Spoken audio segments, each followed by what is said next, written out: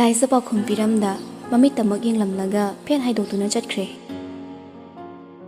Nasaidagi mairabana tawriba maongse ma khedok sawatpana loire. Mafam amada nena tana laisaba haibado phangzadre. Koitan tanaduna koin inaraga leire. Adubu masu khangdaba nate. Mairabana karigumba khara hainingle haiba. Madu khangna mi ka hena changnadaba leikogi saruk oiba mafamduda lakle. Thariba masan nanba yotki famfamduda changsilaga phamkre. Tungda inarakpa nupaduso phamtharai. Phamlibani tawriduso makhoi ani naksinade. Marakta mi ama phamba yabagi moongda gap leire. Ngayak sum tumin leiramlaga mairabana taplamna haire. Mado nupa ma koikre. Aduso aigi imanaba. Wahaiduda laisa mairabada yinglei. Nupa dudi yinglakte tapna makha tarai. Ma nupa koi haibadi khangi. Adubu aigi imanaba adu makoirakani haibadi ai expect tawrodabani. Laisa mamaido tapna mung leithokre. Mikupsida ma kari hairuni. Angang machagum mangonda irai laina pau tamjaraklibado tadabasu ngamde. Mairabaso tapna duma makha tarai. Mabuta khali haiduna pabungna ibu yam sawi. Liona so aibu ti sai. Akoi thoina su saw. Mada sola leimugi. Aisu wahang amadi lai. Aina mabu nushibasida kari kaiba leige. Aina nushi haibagi masu aibo thina chai. Nushi de haina thairaga chele. Makhoina pamdi haidana ai nushibase to haibra. Pabunga thina khanai haidana ai mabu nishingdaba ngamgadra. Mairabagi wakhalse aduki matik chai haiba laisana gyan takre. Nupa amana nupi amabo asuki matik nushibaso laibra khallubada kalakchai. Masu nokphe tawraduna mairabubu themjilei. Nusibabu kanana thingba ngamge. Thamoidagi horakpi holda yade haiduna hekta namsinba ngamba onade. Pabung hina sarido makhoigi sa tongan ma wakhal leibanani. Moina sauduna ngangbada yambungna sonsinduna sauradi khanaba haibado masano irakpa tabani. Aduna yambung nonsinbirono moina ngangba khomluno. Mairaba wahaidu pathali. Kaide khumdabano nangna khangda tawrini. Pabungdo hali oi ke wangang yam thiba. Thina sungangaga kanana yaningduino. Yaningdaba leibadu nangangi natro. Adubo moina pamdaba thabakto yambungna sum tawge hairadi moiga manabidaba ma changro. Mairaba tapna. Moina Linda pamdrise kaigino sini. Linda na sa yambung pamdridudi chamane. Wahaiduda mairabada pinglaw. Laisaba mamit paini yingi. Adubo nupi madi hanasu yingbirakte. Mahangna thawna pharibasi laisda mangaire. Ngasi suwari amata mentana sanaba yade. Laisa suma tawnuda yararoi khangladuna phamlamadagi pawagalaga haire. Chasila. Aina sum tapna tawge khanbase yaroi dore. Nupim ja amana nusihan mabu thabo oin tawradana. Yambungda aina acting khisetang henjinbadane makhongna thongna dum chala dawni. Mairaba tapna. Asengbera. Wahaiduda nupido noklinglakle. Chimbaldudi lenglangaire. Onthokpani hingnabagi lanphamda lanthenariba punsisida. Nungsi schoolda pre-nursery tamlafau pheloi dawba nupa am hek thengnaroi. Nilai yam nungai dori. Ngangna laizado chatpa hokre. Wahai singdu mairaba so gyan haiphet tabana nokmi tawi. Tasingna angawbani. Sauradana hairabaso saudi. Sauranudana hairabaso hekta sauki. Palefam leitaba wakhalni. Arepa leitaba satloni haibaduni. Masi madita singna khangli. Thamoida leiramba awaba pumba. Laizada tamthoklaga yang bagum tawi. Chinda pangangang labaso onsinaduna yaw torabaso. Laizagi nakta leiraga awanungai pumnamak tapna kawba horakpagum su tawi. Masiso ihul amani. Maming khangdaba ihul. Laizana chatlibado ngayak sum yenglamlaga masu matung inage khana phamlambadagi hawgalai. Khongkap ama thangi hek tawmaga phone do khangkhong lei. Pocket dagi phone do laukthok langa tawrakliba mi do kanano yengli. Screen tari ming du ubada mairaba swai lawi. Mikuptugi oina phone do paisira pairoisira haiba mari amana wakhalda yetuna leire. Adubo karamna su pairoi. Tarai ni thokpa ngamagi thauna mangonda leite. Screen to da ngayak sum yenglamnaga phone do tapna paikhali. Hello. Mairabagi khonjel do hek tabaga Linda su ta haire. Nangam talao. Mitangbi ama ai gari na thomure. Police na ifare. Wangang na bayam nuwaiti. Ayam tuna lauthola. Imphal istani. Wahai khara se hairamnaga phone do phal kakthakre. Tungdala homa mairabana mangde henka na hatu chatkibaduna. Laijiso ingangang tung inarei. Mafam dudagi thuna magari thodorakle. Mairaba gari do pakhana ta thaubawi. Wakhal yamna charang na bagi mami sutai. Laizada onsilaga wahai ama faw hairakte. Karigumba amadi laire khanduna laijaso hangana hangludre.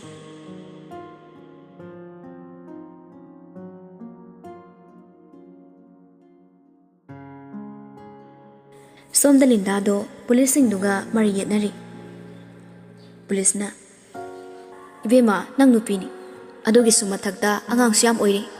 Sai lana chatlamaso namagumba halsida nang nang asaidagi thariba khondo aikoi su tagi na tabani khara khantharaga ngangune. Mina hairakli do ikaibagi mhod machin hena khumi. Hal oigera angang oigera sai lana kana chatlo haige. Aidi yaroi.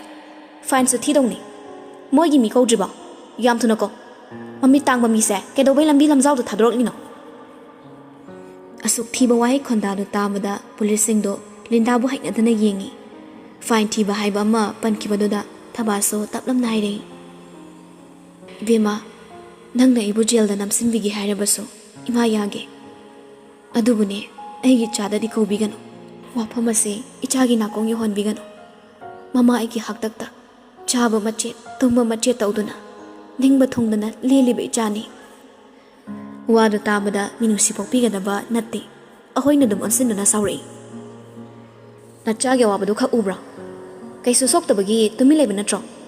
So amadi noy paisa loge harakanine. Namito tangadi nayumda tonglaiba kadauge. Karamu macha masuno. Mamit tangma mama sibu lambi lamjau do kai thadolise. Ngasaidagi taramu police maraktagi amana haire. Wahai do henma leibema. Nang nasindo amuk to bathau kadauge. Aikoi su halsigi ni ko bayaba upai thire. Wahai duda Linda chaple khre. Thabadi tarakliba pido iliba phiziduna taithoi. Ma machana pibu kauningde. Ma na maram oiduna machagi punsida khuro oibasu natta krisa toba ngamdre khallubada thamoido hena kairakle. Tanjaduda makhoina leiba domda mairabado prapap chansilai. Linda di mairabu ubada hena thongna fagatkre. Police da amo ansilaga haire. Lalisa kanano khangbra. Hojikti noi loi nungai ni. Sai lana chatlamba mi ma thongbu me natro. Aibu fabase. Wahai da police to Linda da adana yingi. Aduga changsilaklaga mairabada mu yinglei. Nupa du sa sangsilaklaga leblere. Linda da yingduna pakhatna hangi. Nangai su tongde ko. Ai su e habanati. Mathomram khangdana wangang bala ohai basinate. Moiga wari sang.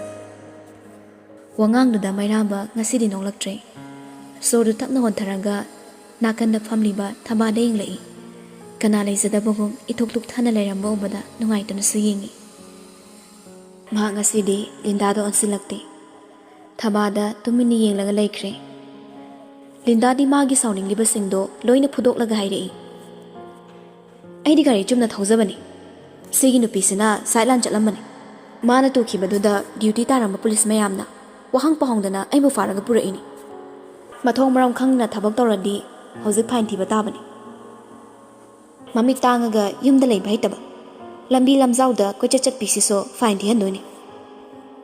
Mami tang bahai bawa ama pankibaduda mairambagi tung oirapna leplamba laisado makhoiromda yenglei. Police amagi hek nakanda mama famlambada ubada laisa soi laukre. Makeup to da kanalei kaukre. Mang the late liba, Mirabu in toklaga, Mamagi nakta, prapop chansilei. Ima, Nankidorange. Kay ginusi the letter missiba. Police to da taha amo on silaglang haire. Sir, Imase kedorage, imana kedorambagino. Ngayaki oikiba mataududa mairabe ingangakli. Nasai makai ma laisa yauri haiba bab oirudabani. Amuki hena ngaklibadi hoze mitmang uribasini. Laisa na langtakna na yenglibado obada. Pulis nupa amana taplap naire.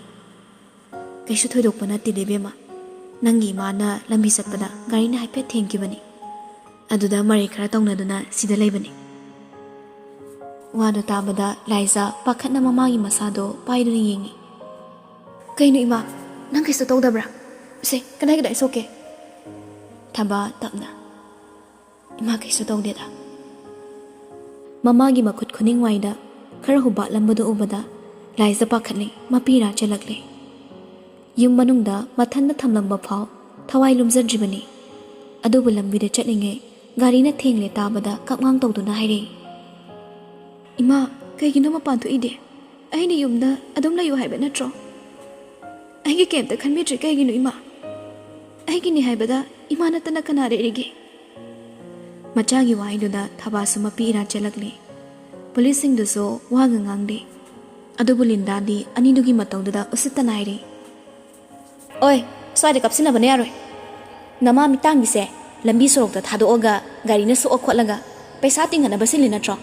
Aduga swai da kenta khangzina da boga sabane yaroi. Lan bane noina lan ba aibu fan bagi fine thidongni. Nasai makai bab orudabani. Magi nakta lebriba singdo. Hojikta mamamta loina yengle Eliza. Linda da mo yenglaga Linda gi hek nakana lebriba. Mairamba da mo yengle. Mairamba di mabu yenglakte. Linda da munna yenglaga laiki. Yengliba miting do achamba miting nate. Mairabagi marog leiba miting ni. Adubo Liza makhoyni gi mataw do kuini yenglamdre. Police tu na family ba domda onsilaga taplam naire. Kamay tawbono sir? Police na khungge tawmaga Linda na fathalai. Kaino kamay tawbay ba? Ngasai digi hai sinidana. Namay bi masina sideline chatlaga. Ay gari mamang sida to sinaraga police sina ibu phari sini. Ay sa kana mange. Police station sida case amagi ming laikibada kayam sui haisa. Mi macha noine di khangoi ne. Angang aduk oiriba mana mamit wo manawo tawduna nganglibada tabada police sing dudi phuting mana loire. Aduk thiba khon tabada Liza so sauning mana loirabani. Adubu mama na sideline chatlanga. Mi gari da tusili haibaduda asawbado Patharaga tap naire. Saubino. Imagi asoibado gidamak. Aina morsilaga lale haizari. Matungda amuk hana tho anjaroi haiba waisina. Ai somda thamoi sena lale haizari.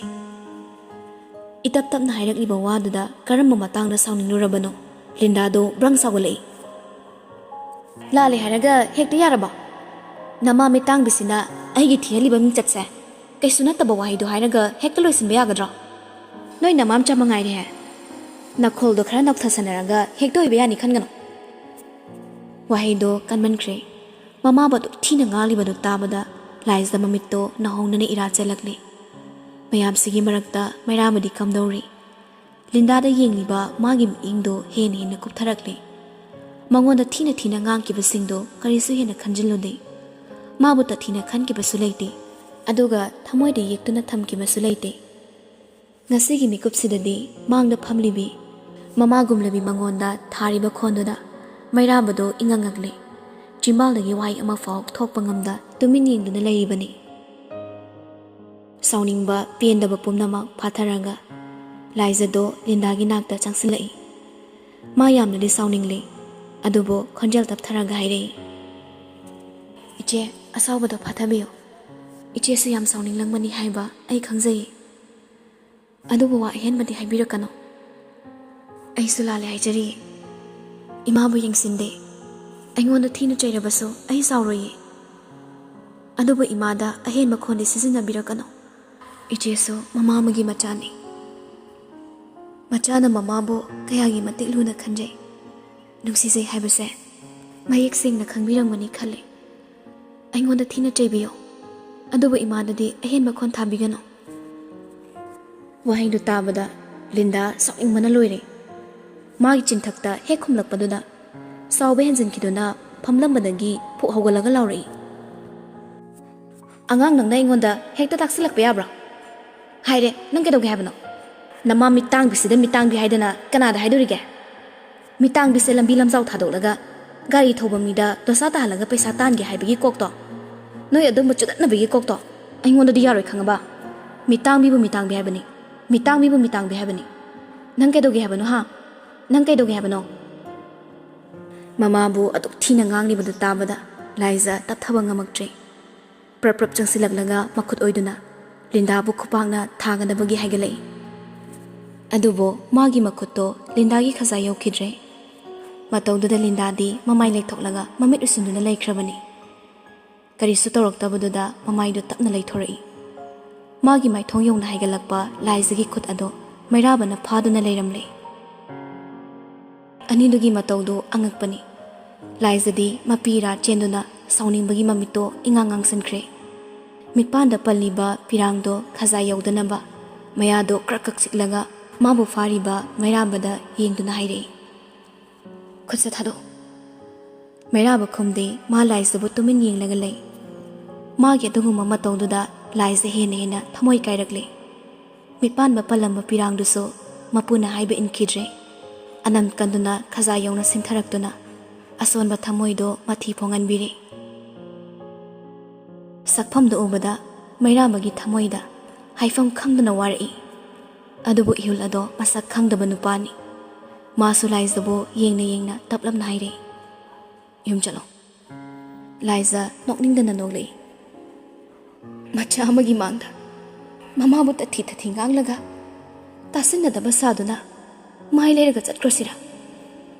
Medyengdo fat thaidoraklaga nakanna lepliba Linda da yenglaga makha tarai. Mi amo oina pokladi ngakpiba ngambagi thamoi supangadabani. Phana lali haidunaso mi bo thiba khon thaduna ngangadaba natte. Masagi maral khangna lali haizariba mi amada hanjin ikaiba piduna wahaigi sai thangba taibangi chatnabi natte. Madudi sangana phau chatkadabali chatnate. Aigi kuthado haunaba khangdaba mi para tambige. Wadu tabada Linda mu sauna haire. Is aibu para tambige kaina. Nama mitang biduna lalaga nang ningoda tainaribani ne. Yam nokninge nangi kokto. Hoi bema hauna khangbi nang mangairi haunaba khangba. Nang mangairi wangang heba. Migi khonti taningradi nama mitang bise kada solon silaga thamo khangbra. Amuksu hanna handa mukti Liza kapngang tawduna mairaba bu inthoklaga lauri. Ai thado haibani yambong. Handa mukti mairaba Liza khudangdu chena paisilaga lauri. Aina satlo hairdi satlo dana. Nang nasani yam kanbra. Nang wangang bem haibra. Satlo satlo. Swadi yam kuina leirano. Mina ngangi sa namai di kaida batogon. Chalo yam thuna sakro.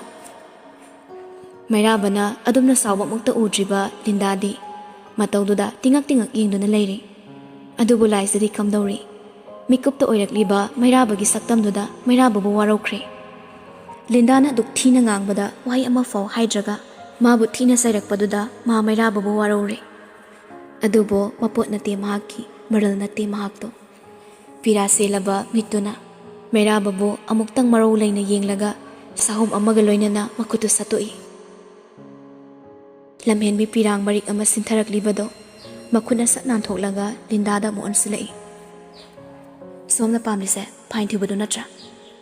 Adomna pamba kayana saroida haibiramu.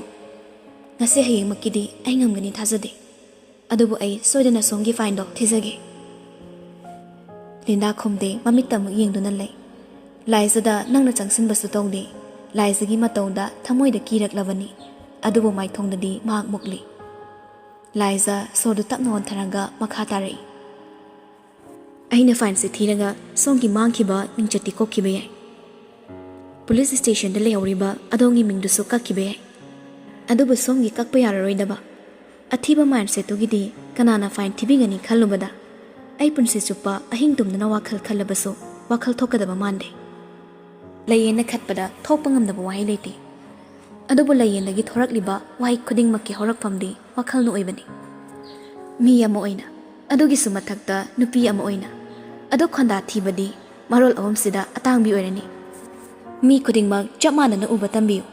ꯃꯗꯨꯅ ꯆꯥꯎꯈꯠꯄꯒꯤ ꯑꯍꯥꯟꯕ ꯈꯣꯡꯊꯥꯡꯅꯤ꯫ ꯑꯍꯜ ꯑꯣꯏꯅꯁꯨ ꯑꯉꯥꯡ ꯑꯣꯏꯅꯁꯨ ꯃꯤ ꯈꯨꯗꯤꯡꯃꯛ ꯃꯒꯨꯟ ꯂꯩꯅ ꯑꯃꯗꯤ ꯃꯃꯜ ꯂꯩꯅ ꯋꯥ ꯉꯥꯡꯕꯤꯌꯨ꯫ ꯃꯗꯨꯁꯨ ꯁꯛ ꯐꯖꯕꯒꯤ ꯑꯍꯥꯟꯕ ꯈꯣꯡꯊꯥꯡꯅꯤ꯫ ꯃꯤꯕꯨ ꯅꯨꯡꯁꯤꯅ ꯂꯣꯏꯅꯕꯗ ꯑꯗꯣꯝꯅ ꯐꯪꯒꯗꯕ ꯃꯤꯡꯆꯠ ꯑꯗꯨꯒꯤꯗꯃꯛ ꯋꯥꯈꯜ ꯈꯟꯗꯨꯅ ꯌꯦꯡꯕꯤꯌꯨ꯫ ꯀꯌꯥꯃꯨꯛ ꯌꯥꯝꯅ ꯐꯖꯒꯅꯤ ꯍꯥꯏꯕꯗꯣ꯫ ꯇꯥꯏꯕꯪꯁꯤꯗ ꯑꯣꯃꯣꯔ ꯑꯣꯏꯅ ꯂꯩꯍꯧꯔꯒꯗꯕ ꯑꯐꯕ ꯃꯤꯡꯆꯠꯇꯨꯒꯤꯗꯃꯛ ꯀꯣꯛ ꯊꯥꯗꯕꯤꯌꯨ꯫ ꯋꯥꯈꯜꯗꯒꯤ ꯊꯣꯛꯂꯛꯄ ꯐꯖꯕ ꯋꯥꯍꯩꯗꯣ ꯆꯥꯎꯈꯠꯄꯒꯤ ꯑꯍꯥꯟꯕ ꯈꯣꯡꯊꯥꯡꯅꯤ꯫ ꯃꯁꯤ ꯃꯇꯝ ꯄꯨꯝꯅꯃꯛꯇ ꯅꯤꯡꯁꯤꯡꯕꯤꯌꯨ꯫ ꯑꯩ ꯆꯠꯆꯔꯨꯈꯤꯒꯦ꯫ ꯑꯗꯣꯝꯒꯤ ꯐꯥꯏꯟ ꯑꯩ ꯁꯣꯏꯗꯅ ꯊꯤꯖꯒꯅꯤ꯫ ꯂꯥꯏꯖꯅ ꯋꯥ ꯉꯥꯡꯕ ꯍꯦꯛ ꯂꯦꯞꯈꯤꯕꯒ ꯀꯥꯗ ꯄꯨꯡꯆꯤꯛ ꯆꯤꯛꯏ꯫ ꯄꯨꯂꯤꯁꯁꯤꯡꯗꯣ ꯅꯣꯛꯃꯤ ꯅꯣꯛꯃꯤ ꯇꯧꯔꯤ꯫ ꯂꯥꯏꯖ ꯃꯃꯥꯒꯤ ꯅꯥꯛꯇ ꯆꯪꯉꯛꯇꯨꯅ ꯃꯃꯥꯕꯨ ꯇꯞꯅ ꯆꯤꯡꯈꯠꯄꯤ꯫ ꯃꯤꯠ ꯎꯖꯗ꯭ꯔꯕꯁꯨ ꯇꯧꯔꯤꯕ ꯃꯇꯧꯁꯤꯡꯗꯣ ꯈꯪꯕꯅ ꯊꯕꯥꯗꯤ ꯀꯞꯇꯨꯅ ꯂꯩꯔꯤ꯫ ꯂꯥꯏꯖ ꯅꯣꯛꯃꯤ ꯅꯣꯛꯃꯤ ꯃꯃꯥꯒꯤ ꯄꯤ ꯇꯩꯊꯣꯛꯄꯤꯔꯒ ꯍꯥꯏꯔꯛꯏ, ꯏꯃꯥ ꯀꯩꯒꯤ ꯀꯞꯄꯤꯅꯣ? ꯑꯩ ꯂꯩꯔꯤꯁꯤꯗꯤ꯫ ꯌꯨꯝꯗ ꯆꯠꯁꯤꯂꯥꯎ꯫